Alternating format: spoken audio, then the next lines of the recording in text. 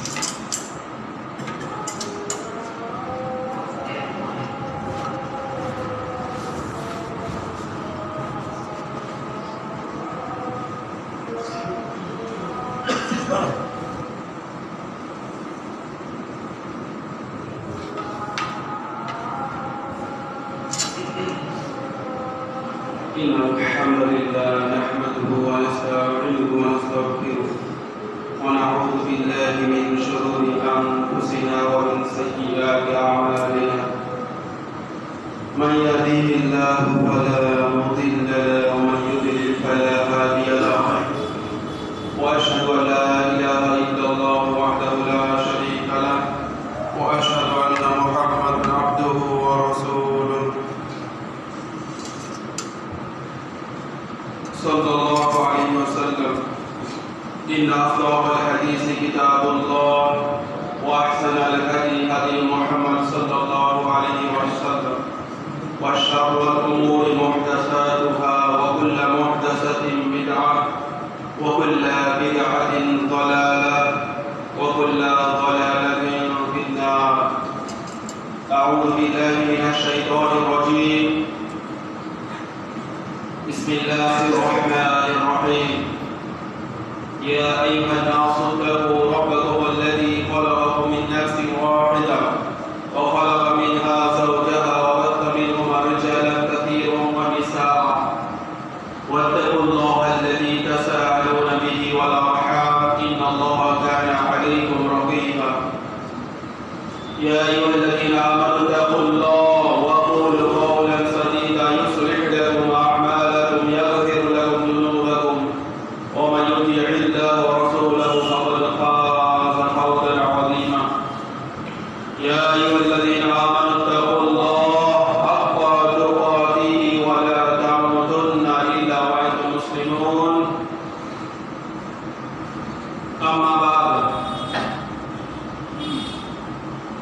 أعوذ بالله من الشيطان الرجيم. بسم الله الرحمن الرحيم.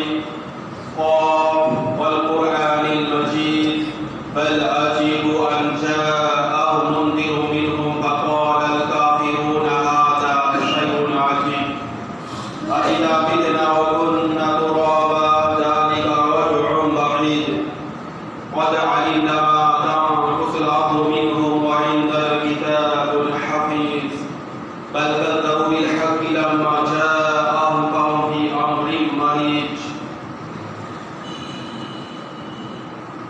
وقال الله سبحانه وتعالى فإذا جاءت الصاخة يوم يفر المرء من أخيه وأمه وأبيه وصاحبته وبنيه لكل امرئ منهم يومئذ شأن يغنيه. عن أبي أيوب الأنصاري رضي الله تعالى عنه قال قال رسول الله صلى الله عليه وسلم من صام رمضان ثم أتبعه ستا من شوال كان كصيام الدهر. رواه مسلم. সকল প্রশংসা সকল গুণগান মহান আল্লাহ সুবহানাহু ওয়া তাআলার নিমিত্তে, যিনি একমাত্র সত্য ইলাহা, যিনি ছাড়া কোনো সত্য ইলাহা নাই। আল্লাহ সুবহানাহু ওয়া তাআলার অশেষ রহমত ও দয়ার মধ্যে আমরা রমজান মাস অতিবাহিত করেছি, আলহামদুলিল্লাহ। যে আল্লাহ সুবহানাহু ওয়া তাআলা আজকে আমাদের জুমার সালাত ও খুতবা শ্রবণের উদ্দেশ্যে মসজিদে একত্র করেছেন, যেন আরেকবার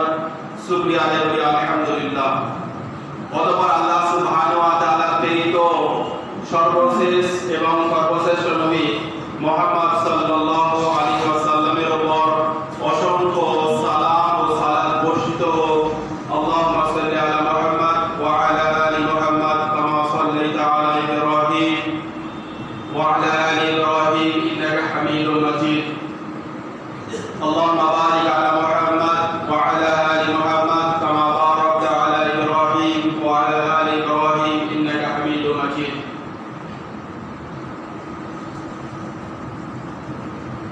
রাসূল সাল্লাল্লাহু আলাইহি ওয়াসাল্লাম বলেন,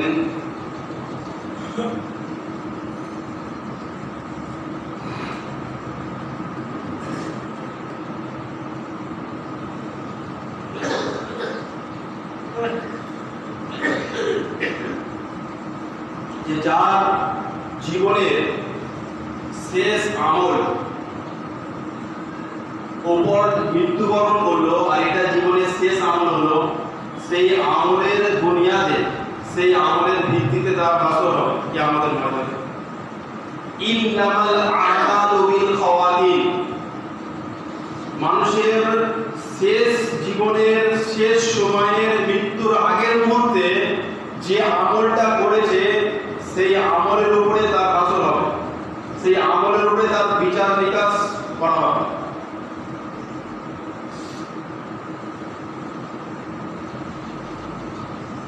এই জন্য আমরা দেখি যে আলহামদুলিল্লাহ যে রমজান মাস মসজিদে মুসল্লিদের জায়গা দেওয়ার অবকাশ ছিল না, এমন একটা পরিস্থিতি ছিল যে একতলা দুতলা 24টা ঘন্টা 5 ওয়াক্ত সালাতের নামাজে মসজিদ ভরপুর, জুম্মার সালাতের মতো মনে হচ্ছিল। কিন্তু যেই ঈদ এলো ঠিক ওই দিন থেকে শুরু হয়ে গেল যেরকম ভাবে সারা বছর চলতো, 2 কাতার 1.5 কাতার 3 কাতার এরকম ভাবে চলবে। কেন এরকম হলো? এই সমস্ত মানুষ শুধু রমজানে আল্লাহকে চিনে রাখে, রমজানে আল্লাহকে মনে করে, আর সারা বছর আল্লাহকে মনে করে না, আল্লাহকে চেনে না। তার মানে তারা যে আল্লাহ সুবহানাহু ওয়া তাআলা সারা বছর তাকে অক্সিজেন দিচ্ছে, তাকে রিজিক দান করছে, সেই আল্লাহ সুবহানাহু ওয়া তাআলা নাফরমানি কি করে? ঈদ থেকে শুরু করে দেয়।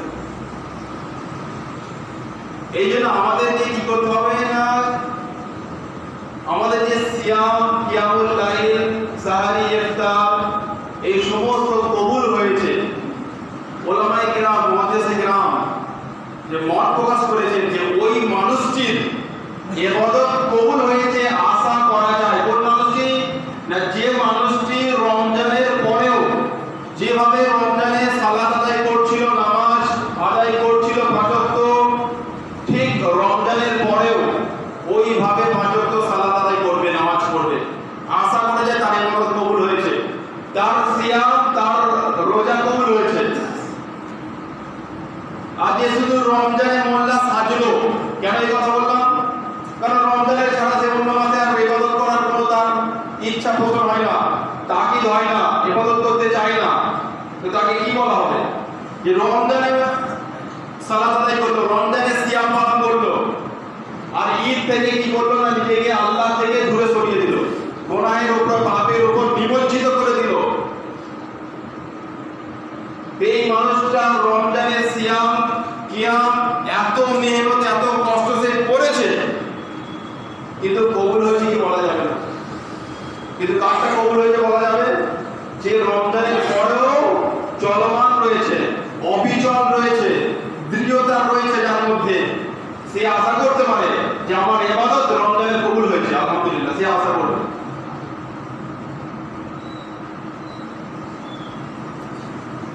আমরা মনে করেছি যে রমজানের ফরজ রোজা হয়ে গেল, নাউজুবিল্লাহ, অনেকে এটাকে ঝামেলা মনে করে, নাউজুবিল্লাহ মিন যালিক।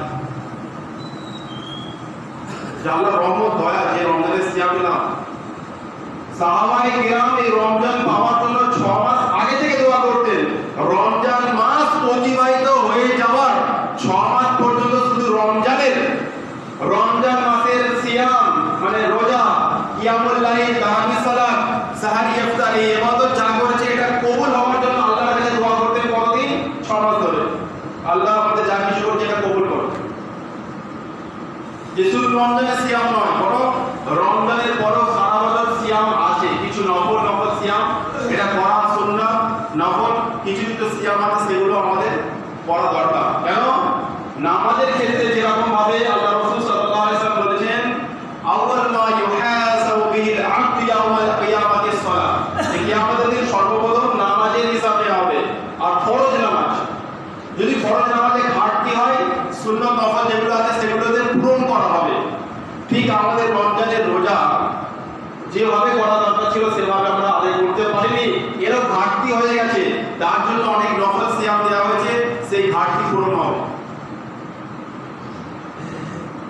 প্রত্যেক মাসেই সিয়াম থাকে। আইবা বীজ চাঁদের 13, 14, 15 রাসূল সাল্লাল্লাহু আলাইহি ওয়াসাল্লাম সাহাবাকে বললেন, তুমি চাঁদের 13, 14, 15 তারিখে সিয়াম রাখো, অথবা প্রত্যেক মাসের 3 দিন করে সিয়াম কেউ যদি রাখে সারা বছর সিয়াম রাখার মতো সওয়াব অর্জন করবে সে। কেন? আল্লাহ সুবহানাহু ওয়া তাআলা প্রত্যেকটি নেকিকে 10 দিয়ে গুণ করে। প্রত্যেক মাসে 3টি সিয়াম বা রোজা রাখলে 3 10 30, তাহলে প্রত্যেক মাসে 3টি করে হলে 3 12 36, আর 36 কে 10 দিয়ে গুণলে 360, চন্দ্র মাস হিসাবে বছর হিসাবে 360 দিনে শেষ হয়। এই জন্য সারা বছর রোজা রাখা সব তার মধ্যে হবে।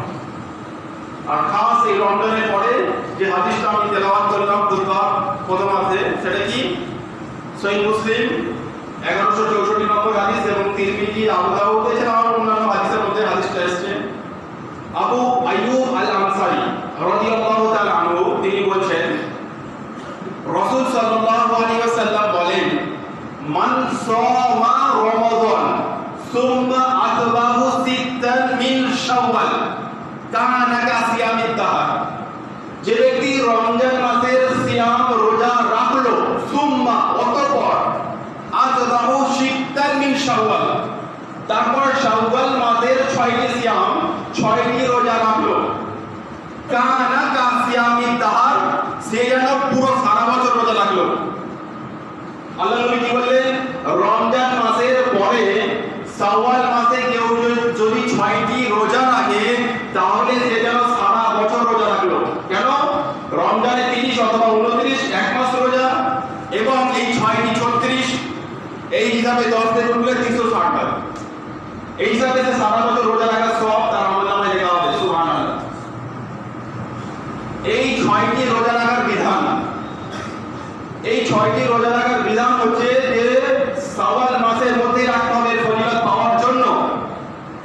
একটানা আপনি 6 দিন টানা রাখতে পারেন, অথবা ভেঙে ভেঙে রাখা যেতে পারে, একটা একটা করে অথবা দুটো দুটো করে। এই 6টি রোজা রাখবো, আইলে বিচের 3 দিন অ্যাড করে দিতে পারি। আল্লাহ সুবহানাহু ওয়া তাআলা চান তো ওই 3 দিনের সওয়াব প্রদান করবেন। আইলে বি চাঁদের 13, 14, 15, তার আগে পরে আরো 3টে রাখলাম। অথবা সোমবার এবং বৃহস্পতিবার, এই 2 দিন আল্লাহ নবী সাল্লাল্লাহু আলাইহি ওয়াসাল্লাম সিয়াম রাখতেন, রোজা রাখতেন। কারণ এই 2 দিন বান্দার আমলনামা সাপ্তাহিক পাবে বা 3 দিন পর আল্লাহর কাছে পেশ করেন ফেরেশতারা। তো মুহাম্মদ সাল্লাল্লাহু আলাইহি ওয়াসাল্লাম বলছেন, আমি আশা রাখি যে আমার আমলনামা যখন আমার রবের কাছে পেশ করা হবে, রব জিজ্ঞাসা করবে, রব জানে তো জিজ্ঞাসা করবে ফেরেশতাকে যে মুহাম্মদ সাল্লাল্লাহু আলাইহি ওয়াসাল্লাম কি অবস্থায় রেখে এসেছো? বলো সিয়াম অবস্থায় আছে। এই জন্য সোমবার বৃহস্পতিবার সিয়াম রাখা যায়। তাহলে সোমবার বৃহস্পতিবার হিসাবে সিয়াম রাখতে পারি। মহিলাদের জানাতে হবে, মা বোনেদের জানাতে হবে যে যারা রমজান মাসে সিয়াম বিভিন্ন কারণবশত, নেফাস অথবা ঋতুর কারণে, অথবা সন্তানকে দুধ পান করার কারণে, অথবা গর্ভবতীর কারণে যারা সিয়াম ছুটে গেছে রমজানের, তাদের বিধান কি? তাদের বিধান হলো, উত্তম হলো রমজান মাসের সিয়ামকে আগে কাজা আদায় করবে, তারপরে শাওয়াল মাসের এই মাসের মধ্যে 6টি সিয়াম রাখবে। যদি এই আশঙ্কা করে যে শাওয়াল মাসে খুব রোদ, খুব মানে গ্রীষ্মকাল, খুব গরম, রোজা রাখা কষ্টকর, তাহলে সে কি করবে? শাওয়াল মাসের 6টা সিয়াম রাখবে, রমজান মাসের সিয়াম কাজা আদায় করতে পারবে আগামী রমজান পর্যন্ত।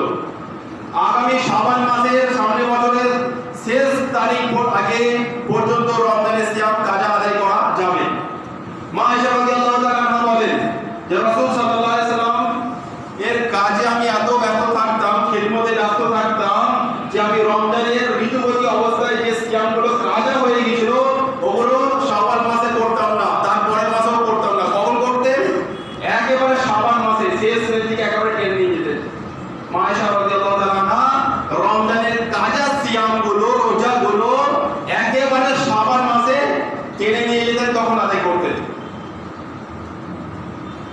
মা বোনেরা কি করবে, তাহলে রমজানের রোজা আগে রাখতে পারে, এটা উত্তম। কিন্তু যদি মনে করে সবার মাসের 6টি সিয়াম ছেড়ে যাবে, তাহলে 6টি রাখাই আগে উত্তম। শাওয়াল মাসের এটা বিধান, এটা গুরুত্বপূর্ণ একটা আমল, যেটা শাওয়াল মাস সম্পর্কে আমাদের জানা অতীব জরুরি। এই জন্য ইনশাআল্লাহ আমরা প্রত্যেকেই নিয়ত করি যে আমরা শাওয়াল মাসের 6টি সিয়াম রাখবো ইনশাআল্লাহ।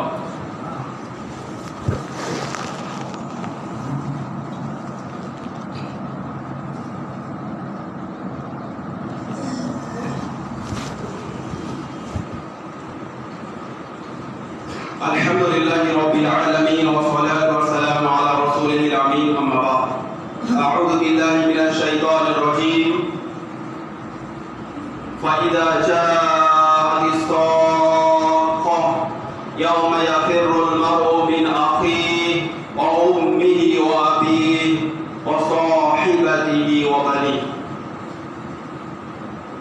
মহান আল্লাহ সুবহানাহু ওয়া তাআলা কোরআনুল কারীমের মধ্যে বলেন, 30 পারার মধ্যে পেয়ে যাবেন, ফাইদা জাআতিস সাক্কাহ, যখন কিয়ামতের দিন আসবে, বিকট ভয়ানক যে শব্দ, কপট যে শব্দ হবে, ফাইদা জাআতিস সাক্কাহ, ওই সময় ইয়াউমা ইয়াফিরুল মার'উ মিন আখি, সে তার ভাই থেকে সে পলায়ন করবে, ভাই থেকে চলে যাবে, পালিয়ে যাবে।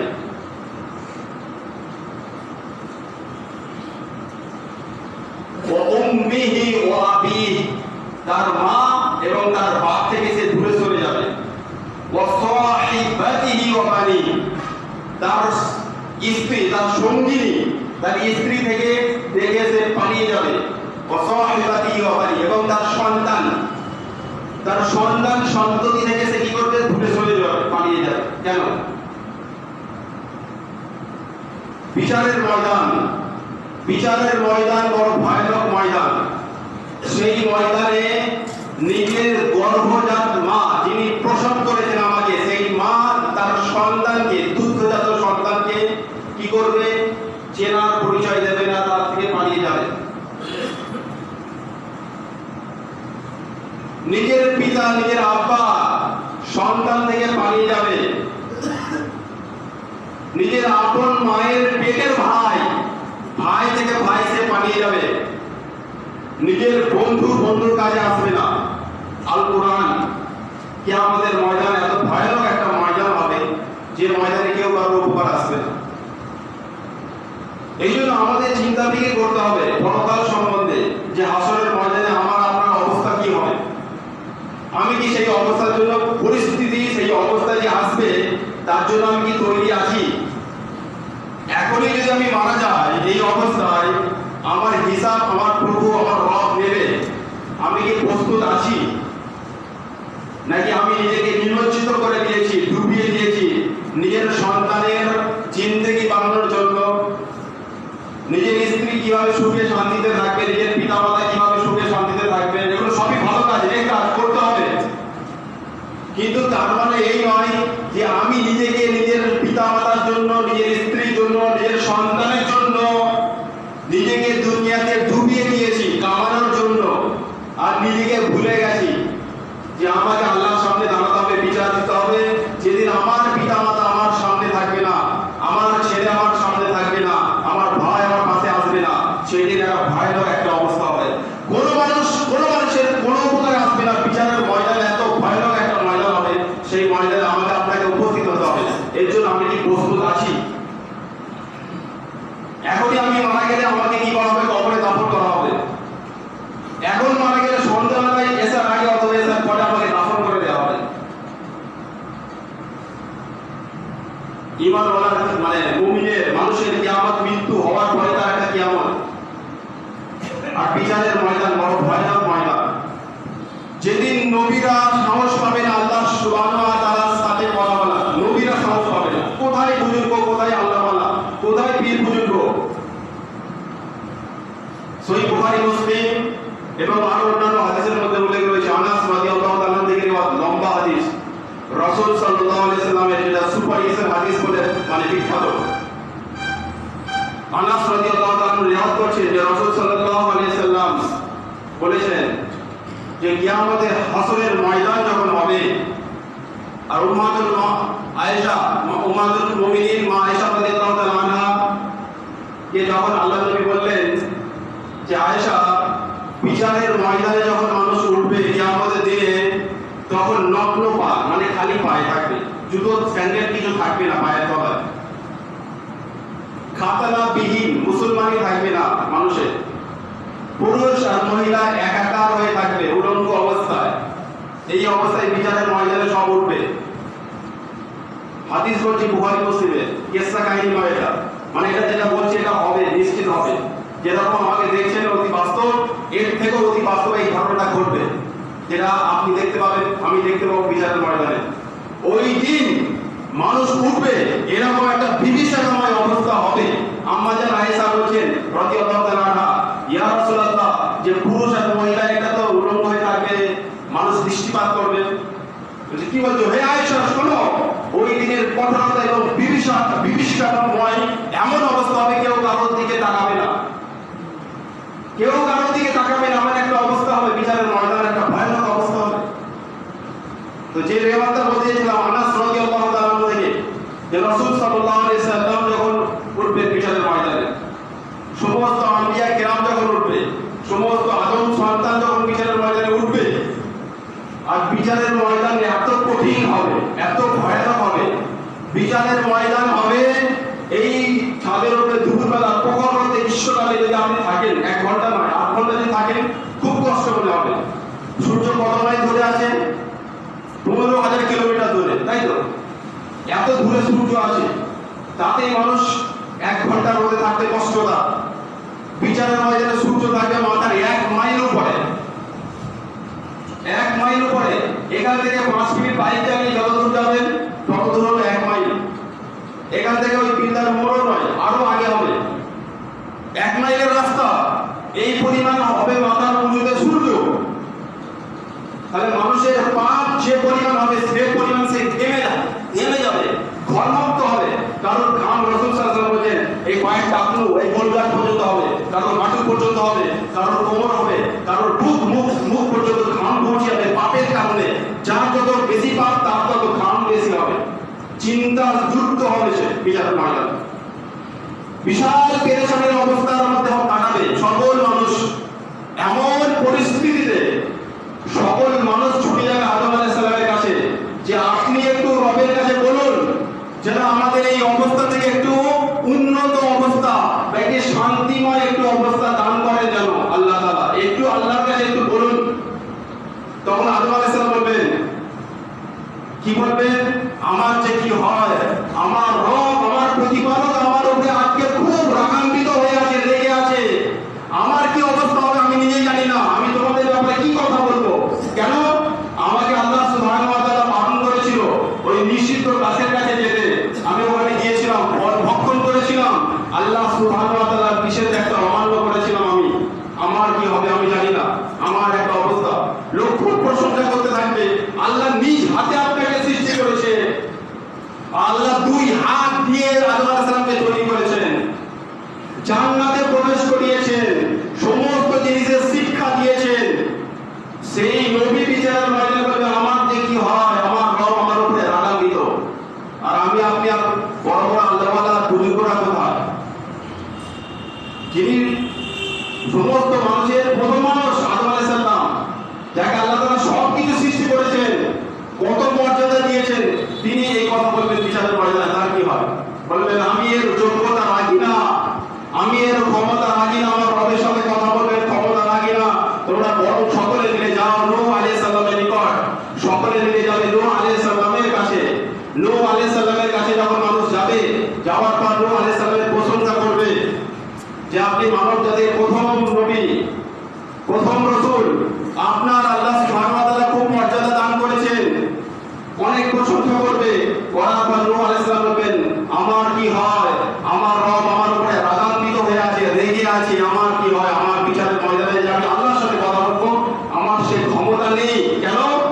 আমার ছেলে কেনান ও বেঈমান কাফের ছিল, তারপর আমি ওকে আহ্বান করছি নৌকাতে চলে এসো, বেঁচে যাবে। আল্লাহ বারণ করছে, তারপর আমি শুনিনি, তাকে বারণ মানা সত্ত্বেও তাকে বলছে চলে এসো। আমার যে কি হয়, আমার যে কি হয়। আর আমি একটা দোয়া করেছিলাম, সব নবীকে আল্লাহ তাআলা একটা দোয়া দেয়, আর সেই দোয়াটা আমি কি কাজে লাগিয়ে দিয়েছিলাম যে আল্লাহ জমিনের উপরে একটাও কাফের মুশরিককে বাকি রাখবেন না, সকলকে হালাক ধ্বংস করে দেন। ওই কেনানের কথা দিয়ে উল্লেখ করবে তখন যে আমার কি হয়, আমার প্রতিপালক আমার উপরে খুব রাগান্বিত, আমার কি হবে আমি জানি না, আমি এর অধিকার রাখি না, ক্ষমতা রাখি না। তোমরা সকলে মিলে যাও ইব্রাহিম আলাইহিস সালামের নিকট, তিনি খলিলুল্লাহ, আল্লাহর খলিল, আল্লাহর দোস্ত বন্ধু, তিনি সকল মানুষ মিলে ইব্রাহিম আলাইহিস সালামের নিকটে যাবে। ইব্রাহিম আলাইহিস সালাম একই কথা বলবে, আমার যে কি হয়, আমার রব, আমার প্রতিপালক আমার উপরে খুব রাগান্বিত হয়ে আছে, খুব রেগে আছে, আমার যে কি হয় বিচারের ময়দানে আমি নিজে জানি না, আমি তোমাদের জন্য আল্লাহর কাছে কি সুপারিশ করব। আমার রব আমার উপরে খুব রাগান্বিত। কেন? লোকেরা বলে আমি নাকি তিনটে মিথ্যা কথা বলেছি, লোকেরা বলে আমি নাকি তিনটে মিথ্যে কথা বলেছি। আল্লাহ সুবহানাহু ওয়া তাআলা কোরআনে ঘোষণা করেছে সিদ্দিকুন নবিয়্যা, ইব্রাহিম হলো সিদ্দিক নবী, সত্যবাদী নবী, আল্লাহ কোরআনে ঘোষণা করেছে। কিন্তু লোকেরা অপবাদ দিয়েছে তিনটে মিথ্যে কথা। আরবিতে এটাকে বলে তাওবিয়া। পরিস্থিতি অনুযায়ী এটা জায়েজ, পরিস্থিতি অনুযায়ী এটা জায়েজ, সত্য কথা, কথা সত্য কিন্তু আসলে মিথ্যা, ওটাকে আরবিতে তাওবিয়া বলে। ইব্রাহিম আলাইহিস সালাম কি বলেছিল? তিনটে মিথ্যে কথা কি বলেছিল? আসলে মিথ্যা বলেনি, সত্যই বলেছিল। কি বলেছিল? যখন লোকেরা বলল ইব্রাহিম চলো মেলায় যাই, মেলাটা হচ্ছিল কিসের? শিরক, মূর্তি পূজাকে কেন্দ্র করে বেহাপনা, সেখানে মেলার আয়োজন হচ্ছে। আর ইব্রাহিম আলাইহিস সালামকে আহ্বান করা হয়েছে যে চলো মেলায় যাই। ইব্রাহিম আলাইহিস সালাম তখন বলেছিল আমি অসুস্থ। তিনি ছিলেন শারীরিকভাবে অসুস্থ নয়, বরং মানসিকভাবে তিনি শিরক করতে বা ওই জায়গায় যেতে অসুস্থ, মানসিকভাবে ওই জায়গায় তিনি পছন্দ করেন না। এই জন্য তিনি বলেছিলেন আমি অসুস্থ, অথচ তিনি সুস্থ ছিলেন। তিনি সবাই মেলায় চলে যেতে, তখন ইব্রাহিম আলাইহিস সালাম কি করেছে? কাবা ঘরে 360টা মূর্তি ছিল, এই সমস্ত মূর্তিকে ভেঙে একেবারে খানখান করে টুকরো টুকরো করে বড় যে মূর্তি ছিল তার গলায় দড়ি দিয়ে কুড়ুল দিয়ে ঝুলিয়ে দিয়েছে। গ্রামবাসী এসে সকলে জিজ্ঞাসা করলো যে ইব্রাহিম এটা কে করেছে? বলছে যে পুতুল, ওই যে মূর্তি গলায় ঝুলিয়ে আছে, কুড়ুল গলায় ঝুলিয়ে আছে, ওকে জিজ্ঞাসা করো, তোমাদের যে বড় তাকে জিজ্ঞাসা করো, ও বলে দেবে। ইব্রাহিম সাহেব বোঝাতে চেয়েছে যে তোমাদের বড় মানে নবী যখন আসে, যে জায়গায় নবী আসবে সমস্ত মাখলুকাতের মধ্যে নবী সব থেকে শ্রেষ্ঠ। ইব্রাহিম বলেছে যে আমি এই কাজ করেছি, বা ওদের যে সবার যে বড় আমি সেই করেছি, সত্য কথা বলেছে। কিন্তু ওরা বলছে যে ওই মূর্তি করেছে। আসলে ইব্রাহিম সাহেব ওদের শিক্ষা দিতে চাচ্ছিলেন যে এই মূর্তি কিছু করতে পারে না। ওদের কাছ থেকেই উক্তিটা নিলেন। ওরাই বলল যে ওই মূর্তি কি কথা বলতে পারে? ওই মূর্তি কি কথা বলতে পারে? ইব্রাহিম সাহেব এটাই বোঝাতে চেয়েছিলেন মূর্তি কথা বলতে পারে না, ওকে মানো কেন? ওকে মানো কেন? ও কথা বলতে পারে না, শুনতে পায় না, ওকে কেন মানো? তো এইটা ছিল একটা মিথ্যা, লোকেরা অপবাদ দিয়েছে, আসলে সত্য। আর যখন ইব্রাহিম সালাম তার স্ত্রী সারা রাদিয়াল্লাহু তাআলা আনহা গিয়ে যাচ্ছিলেন শৈলজানি বাসার নিকটের বাগানের বা এরিয়ার বা রাজ্যের পাশে যখন যাচ্ছিলেন, তখন শৈলজানি বাসার লোকেরা সারাকে ধরে নিয়ে চলে গেল। ওই ধরার আগের ঘটনা, সারাকে আগে থেকে বলছে সারা শোনো এটা শৈলজানি বাসার জায়গা, এখানে যদি আমি তোমাকে স্ত্রী বলি তাহলে কি হবে? রাজা হরণ করে নিয়ে চলে যাবে, আমি কিন্তু তোমাকে বোন বলবো। শোনো আমি আর তুমি এই পৃথিবীতে দুইজন ঈমানওয়ালা আছি, আর এই জমিনের বুকে আল্লাহর নাম নেওয়ালা কেউ নেই। তোমাকে আমি বোন হিসাবে সাব্যস্ত করবো, তুমি কিন্তু আমাকে মিথ্যাবাদী গণ্য করো না। এই বোন হিসাবে বলেছিলেন, দিনী বোন অথবা ইমানি বোন হিসাবে স্ত্রী বোন, কিন্তু আসলে ছিল তার স্ত্রী। এটা ছিল মিথ্যা, লোকেরা বলে, কিন্তু আসলে সত্য কথা। এই তিনটি কথা বিচারের ময়দানের জন্য তিনি বলবেন আল্লাহর কাছে আমার যে কি হয়, আমার যে কি হয়, আমার রব আমার প্রতিপালক আমার উপরে খুব রাগান্বিত আছে, আমি জানি না আমার কি হবে, আমি এর উপকার করতে পারবো না, কারোর কোনো সুপারিশের কথা আল্লাহর কাছে বলতে পারবো না। তোমরা এক কাজ করো, সকলে মিলে মুসা আলাইহিস সালামের নিকটে যাও। সকল মানুষ মুসা আলাইহিস সালামের নিকটে যাবে, তার কাছে গিয়ে একই কথা বলবেন। মুসা আলাইহিস সালামের কাছে গিয়ে গুণগান গাইবে, ও মুসা আপনি তো আল্লাহ সুবহানাহু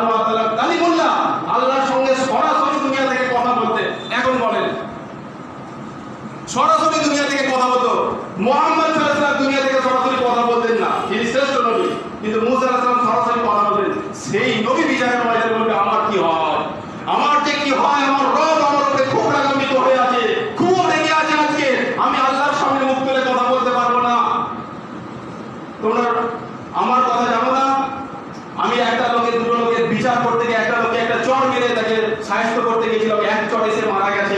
আমার রব যদি জিজ্ঞাসা করে যে মুসা তুমি তাকে হত্যা করেছো, এর বিচার হবে, এর হিসাব তোমাকে দিতে হবে। আমি কি বলবো তখন আমার রবের সামনে? আমার কি হয় আমি জানি না। তোমরা এক কাজ করো, সকলে মিলে যাও ঈসা আলাইহিস সালামের নিকট। এরকম একের পর এক নবী থেকে সব নবী এরকম যেতে থাকবে। ঈসা আলাইহিস সালামের নিকটে এসে ঈসা আলাইহিস সালামের প্রশংসা করবে। আপনি রূহুল্লাহ, আল্লাহ সুবহানাহু ওয়া তাআলা আপনাকে পিতা ছাড়া সৃষ্টি করেছেন, মায়ের গর্ভে আল্লাহর হুকুমে কুন ফায়াকুন। আল্লাহ সুবহানাহু ওয়া তাআলা ইরাদা করেছেন যে মারিয়ামের গর্ভে সন্তান আসবে। তো আল্লাহ সুবহানাহু ওয়া তাআলার হুকুম হয়েছে তিনি মা ছাড়া ঈসা আলাইহিস সালামকে সৃষ্টি করেছেন। তো ঈসা আলাইহিস সালামের কথা তার প্রশংসা করবেন লোকেরা, বলবেন যে আপনি একটু আল্লাহর কাছে একটু সুপারিশ করুন যাতে আমাদের এই বিচারের ভয়ানক অবস্থা, কষ্ট আর সহ্য হচ্ছে না, একটু এর থেকে একটু শান্তিময় জায়গা যেন দান করে। তখন ঈসা আলাইহিস সালাম বলবেন আমি এর অধিকার রাখি না, আমার রব আমার উপরে রাগান্বিত হয়ে আছে। কেন? আমি নাকি নিজেকে ঈশ্বর দাবি করেছি, আমি নাকি নিজেকে গড দাবি করেছি, এই কথা আমি নাকি দাবি করেছি, অথচ আমি এটা দাবি করিনি। আমি বলেছি ওয়াবুদুল্লাহ রব্বি ওয়া রাব্বুকুম, তোমরা এক আল্লাহর ইবাদত করো, তিনি আমার ও তোমাদের রব প্রতিপালক। আমি এই কথা বলেছি ইন্নাহু মান ইউশরিক বিল্লাহ, যে ব্যক্তি আল্লাহ তাআলার সাথে কাউকে শরীক সাব্যস্ত করবে, ফাকাদ হারামাল্লাহু আলাইহিল জান্নাহ, আল্লাহ তার জন্য জান্নাতকে হারাম করে দেবেন। তার জন্য জাহান্নাম নির্ধারণ থাকবে, যা থাকার জায়গা, এবং এরকম জুলুমকারী শিরকের জন্য কোনোদিন জান্নাত হবে না, তার সাহায্যকারী থাকবে না। আমি এই কথা লোককে বলি না, আমি আল্লাহর কথা বলেছি, আমি আল্লাহর বান্দা, আল্লাহর রাসূল। কিন্তু লোকেরা আমাকে এই জায়গায় পৌঁছে দিয়েছে, আমার কি হয়, আমার কি হয় আমি জানি না। তোমরা এক কাজ করো, সকলে মিলে যাও সেই নবীর কাছে যে নবীর গুনাহ নেই, যে নবীর আগের পরের পাপ কদ গুফিরা লাহু মা তাকাদ্দামা মিন যামবি ওয়া মা তাআখার, যার অতীত আর ভবিষ্যতের সব পাপ ক্ষমা করে দিয়েছে আল্লাহ। বলো সুবহানাল্লাহ। যার অতীত আর ভবিষ্যতের সব গুনাহ আল্লাহ সুবহানাহু ওয়া তাআলা মাফ করে দিয়েছে। তোমরা সেই নবীর নিকটে যাও, সকলে মিলে মুহাম্মদ সাল্লাল্লাহু আলাইহি সাল্লামের নিকটে আসবে। মুহাম্মদ সাল্লাল্লাহু আলাইহি সাল্লামের নিকটে এসে বলবে, তার প্রশংসা করার পর বলবেন আপনি একটু আল্লাহর দরবারে সুপারিশ করুন, একটু বলুন যে আমাদের এই বিচারের ময়দানে আর কষ্ট সহ্য হচ্ছে না, আপনি একটু আল্লাহর কাছে ফরিয়াদ করুন। মুহাম্মদ সাল্লাল্লাহু আলাইহি সাল্লাম বলবেন আমি আশা রাখি আমি আল্লাহ সুবহানাহু ওয়া তাআলার সঙ্গে সামনে উপস্থিত হব। বিচারের ময়দান একটা হবে, আর কিয়ামতের ময়দানে যখন মানুষ জাহান্নাম ফয়সালা হবে, তখন রাসূল সাল্লাল্লাহু আলাইহি ওয়াসাল্লামের কাছে একটা সুপারিশের ফয়সালা হবে। রাসূল সাল্লাল্লাহু আলাইহি ওয়াসাল্লামের মাকামে মাহমুদ, সম্মানিত একটা জায়গা, সেই জায়গাটা আল্লাহ নবী সাল্লাল্লাহু আলাইহি ওয়াসাল্লাম বলেন আমি আশাবাদী ওই জায়গাটা আমি পাবো। তোমরা একটু দোয়া করো আল্লাহর কাছে। কি দোয়া? মাকামে মাহমুদের জন্য আযান শেষে দোয়া করতে আল্লাহ নবীর জন্য, যে আল্লাহ মুহাম্মদ সাল্লাল্লাহু আলাইহি ওয়াসাল্লামকে ওই জায়গাটা দান করুন।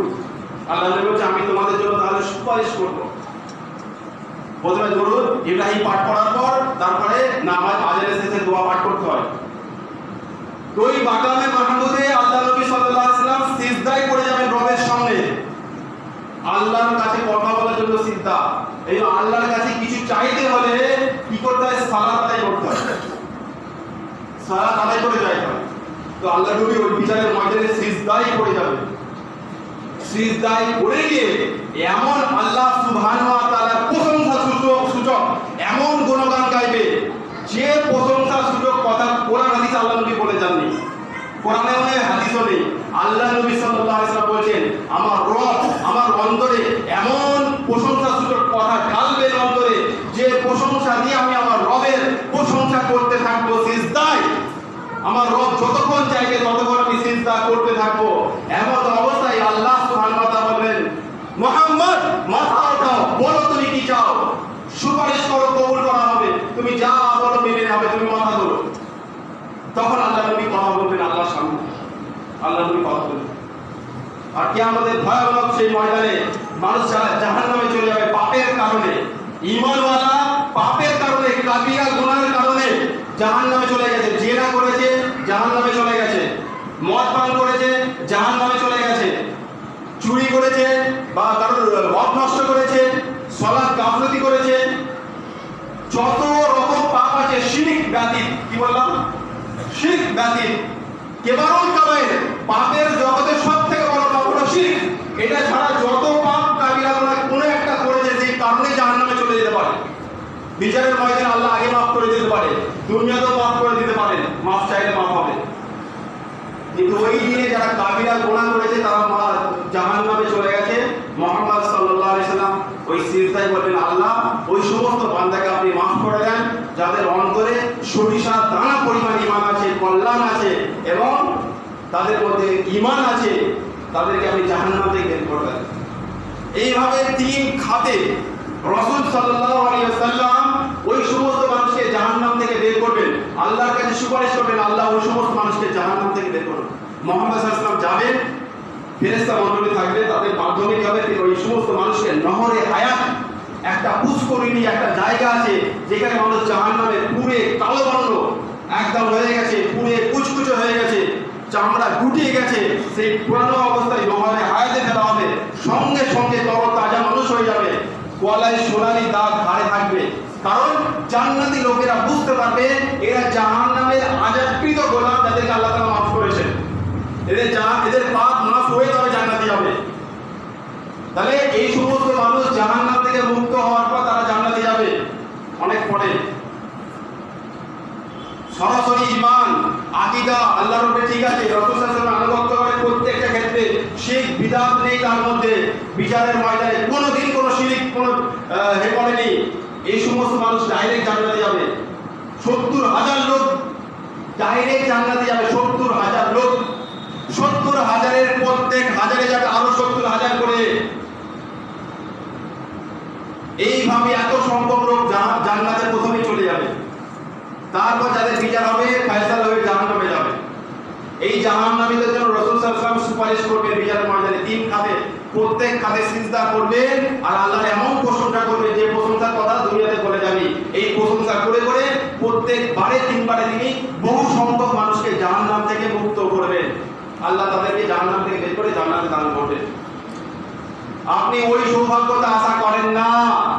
কোনটা? আপনি মনে করছেন যে আমি মুসলিম, আমি ঈমানওয়ালা, আমি গোশত খাই রোজ, আমার মুসলমানি হয়েছে, আমি ঈদে ঈদে নামাজ পড়ি, জুম্মায় জুম্মায় যাই, মাঝে মধ্যে ছেড়ে দিই, রমজানের রোজাটা কোন রকম টুকটাক করি, জান্নাত পাবো ইনশাআল্লাহ, যদিও জাহান্নামে যায়, নাউযুবিল্লাহ। কি আশা, কি আশা এর যে জাহান্নামে গেলেও আমি জান্নাত যাবো, ওর আশা কি? আপনি জানতে অজান্তে এমন শিরক করেছেন যে শিরক বড় কাবিরা গুনাহ যদি করে ফেলেন, বড় শিরক করে ফেলেন, কোনোদিন জান্নাত হবে না। ৫ ওয়াক্ত সালাত ঈমানের পর ছেড়ে দেওয়া, এটাও একটা শিরক। মান তারাকা সালাতা মুতাআম্মিদান ফাকাদ কাফারা। এই হাদিসের ব্যাখ্যা কি নেবেন? ইচ্ছাকৃতভাবে ৫ ওয়াক্ত সালাত নামাজ ছেড়ে দিলে, ৫ ওয়াক্ত কথা বলে কি ফরজ নামাজ ছেড়ে দিলে সে ব্যক্তি কাফের হয়ে যাবে, সে ব্যক্তি কুফরি করলো। সমস্ত উলামায়ে কেরাম একমত।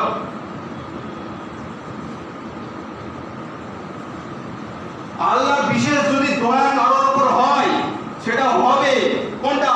লা ইলাহা ইল্লাল্লাহর উপর হবে। আর এই হাদিসের ব্যাখ্যা সেটা হুযায়ফা রাদিয়াল্লাহু তাআলা আনহু তার ছাত্র যখন জিজ্ঞাসা করছে, যখন হুযায়ফা রাদিয়াল্লাহু তাআলা আনহু বললেন যে কিয়ামতের মানে ধ্বংস হওয়ার, পৃথিবী ধ্বংস হওয়ার আগেই এমন একটা পরিস্থিতি চলে আসবে, এমন একটা পরিস্থিতি চলে আসবে, মানুষ নামাজ, সাদাকা, রোজা, হজ এসব জিনিস জানবে না, এসব জিনিস জানবে না। বৃদ্ধ পুরুষ আর মহিলা, বৃদ্ধ পুরুষ মহিলারা পড়ে থাকবে, তখন শুধু পাপ আর পাপ, পাপের পরিমাণ এত বেড়ে যাবে যে পাপের বন্যা বইবে। এমন একটা পরিস্থিতিতে মানুষ, বৃদ্ধ পুরুষ মহিলা, তারা মুখ দিয়ে বলবে লা ইলাহা ইল্লাল্লাহ। কি বলবে?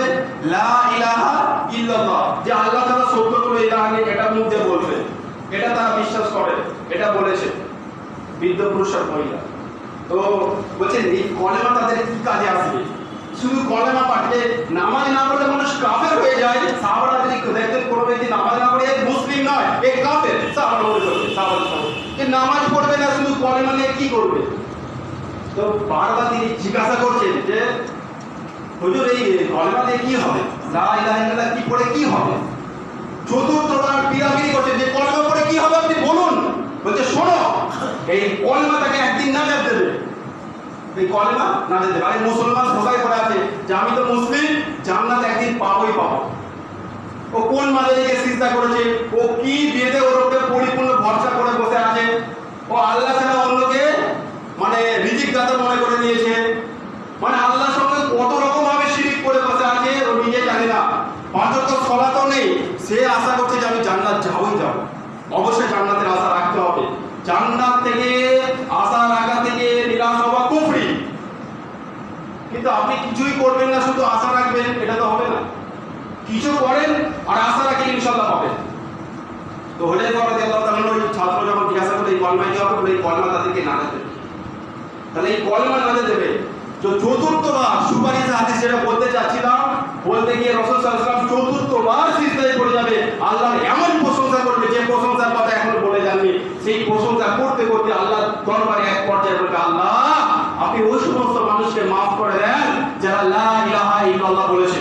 আল্লাহ সুবহানাহু ওয়া তাআলা নিজের কসম খাবে, আমার ইজ্জতের কসম, আমার মহত্বের কসম, আমার বড়ত্বের কসম, যে আমি আল্লাহ নিজেই তাদেরকে জাহান্নাম থেকে বের করব।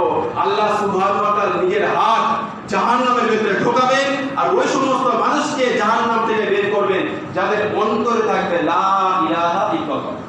যারা কাফের হয়ে মরেছে, যারা শিরক করে মুশরিক অবস্থায় মরেছে, তাদের নয়। তারা হাতের অঞ্জলিতে উঠবে না, আল্লাহর হাতের মুষ্টির মধ্যে আসবে না। আল্লাহ নিজ হাতে জাহান্নাম থেকে তাদেরকে বের করে নম্বরে হায়াতে আল্লাহ তাদের maaf করে জান্নাত দান করবেন। সুবহানাল্লাহ। আপনি আশা রাখুন যে ইনশাআল্লাহ আমি ডাইরেক্ট জান্নাত যাব, এই আশা রাখতে হবে। জান্নাতুল ফিরদাউস চাইতে হবে। আল্লাহ নবী বলেছে যখন জান্নাত চাইবে জান্নাতুল ফিরদাউস। এজন্য আপনার ঈমান আকীদাকে পরিচ্ছন্ন করতে হবে, শিরক থেকে মুক্ত রাখতে হবে, বিদআত আল্লাহ নবী যেটা করেন সেই সমস্ত জিনিস থেকে মুক্ত রাখতে হবে, সমস্ত রকম কাবিরা গুনাহ বড় পাপ থেকে নিজেকে মুক্ত রাখতে হবে। তবে আপনি আশা রাখতে পারেন ইনশাআল্লাহ ডাইরেক্ট জান্নাত হবে। ইনশাআল্লাহ হবে, ওই 70,000 এবং প্রত্যেক 70,000 ইনশাআল্লাহ হবে। কোন রকম শিরক, কোন রকম আল্লাহ ছাড়া অন্য কাউকে মানে আল্লাহর সঙ্গে শরীক সাব্যস্ত না করা। কিন্তু সেই ময়দান বড় ভয়ানক ময়দান হবে। সেই ময়দানের আগে আমাদের প্রস্তুতি নিতে হবে। মসজিদে বসে বসে আপনি মনে করছেন যে আমি এখন থেকে সুদরে যাব, আসল থেকে 5 ওয়াক্ত সালাত আদায় করব। এক্ষুনি মসজিদ থেকে সালাত আদায় করে বের হবেন, আপনাকে ওই তাসের আড্ডায় বসিয়ে দেবে। আপনি উলঙ্গ নারী দেখতে থাকবেন, আপনি বসে বসে মোবাইলে ফেসবুক আর ইউটিউব ঘাঁটতে থাকবেন। আর শয়তান, যারা বদ শয়তান, যারা খুব বদ শয়তান, তাদেরকে কি করা ছিল, শিকলবন্দি করা হয়েছিল, এদের দিনই তাদের ছেড়ে দেওয়া হয়েছে, মুক্ত করে দেওয়া হয়েছে। আপনাকে যে কিভাবে পাপ করেছে তারা পাগল হয়ে যাচ্ছে, কিভাবে আমি পাপের মধ্যে নিমজ্জিত করাবো। আপনার যে নফস, এই নফস যদি শক্তিশালী না হয়, সেই নফসের উপরে শয়তান গালিব হবে। এই জন্য শয়তান আমার নফসের উপরে যাতে গালিব না হতে পারে, এই জন্য আমাকে মসলুন দুয়ারে ইহতেমাম করতে হবে, সেই শয়তান থেকে আশ্রয় চাইতে হবে। খাস করে বিশেষ করে 5 ওয়াক্ত সালাত একেবারে তাকবীরওয়ালা, না হলে জামাতের সাথে আদায় করতেই হবে, তবে শয়তান থেকে বাঁচতে পারবে। এই জন্য আমরা চিন্তা ভাবনা করি যে যা হবে দেখা যাবে, যে যা হবে মরি আগে তারপর দেখা যাবে। এই কথা বলা কি হবে? আরে ওটাই হবে যেটা আল্লাহ সুবহানাহু ওয়া তাআলা কোরআনে বলেছে, যেটা মুহাম্মদ সাল্লাল্লাহু আলাইহি ওয়াসাল্লাম হাদিসে বলেছেন, ওইটাই হবে। বিন্দু মাত্র নড়চড় হবে না। আমি যে কথাগুলো বলে গেলাম, এই কথাগুলো বিন্দু মাত্র নড়চড় হবে না, ওটাই হবে। আমাদের প্রস্তুতি নিতে হবে এখন থেকে। আপনি এখনই বসে বসে তওবা করুন, আল্লাহ পূর্বে যত কাবিরা গুনাহ করে ফেলেছি, যা করে ফেলেছি আল্লাহ আপনি maaf করুন। আজকে সালাতে আপনি তওবা করুন, সালাত আদায় করুন ইনশাআল্লাহ। পরিস্থিতি বড় ভয়ানক, এই জন্য দুনিয়াতে পরিস্থিতি দেখছেন মুসলমানদের উপরে কিভাবে নির্যাতন করা হচ্ছে। আর এই পরিস্থিতি এবং বিচারের ময়দান আরো ভয়ানক, সেই পরিস্থিতিকে আগে সামলাতে হবে, তারপর দুনিয়ার পরিস্থিতি। এই জন্য আমরা নিজেকে বদলাই যে আমাকে আল্লাহর সামনে দাঁড়াতে হবে। এই জন্য আমি কি করি, নিজেকে বদলাই। আল্লাহ সুবহানাহু ওয়া তাআলা ওই জাতিকে, ওই ব্যক্তিকে আল্লাহ তাআলা অবশ্যই বদলাবেন, তাকে যে নিজে নিয়ত করবে যে আমি বদলাবো ইনশাআল্লাহ। আল্লাহ সুবহানাহু ওয়া তাআলা আমাদের প্রত্যেককে আল্লাহ সুবহানাহু ওয়া তাআলার হুকুম এবং রাসূল সাল্লাল্লাহু আলাইহি সাল্লামের তরিকা মোতাবেক চলার তৌফিক দান করুন, আমিন। আল্লাহ আমাদের সিয়াম, আমাদের কিয়ামুল লাইলকে কবুল করুন, আল্লাহ আমিন। আল্লাহ আমরা প্রত্যেককে 5 ওয়াক্ত সালাত আদায় করার তৌফিক দান করুন, আমিন। ওয়া আখিরু দাওয়ানা আলহামদুলিল্লাহি রাব্বিল আলামিন। সুবহানাকা আল্লাহুম্মা ওয়া বিহামদিকা আশহাদু আল্লা ইলাহা ইল্লা আনতা আস্তাগফিরুকা ওয়া আতুবু ইলাইক। আকিমিস সালাত।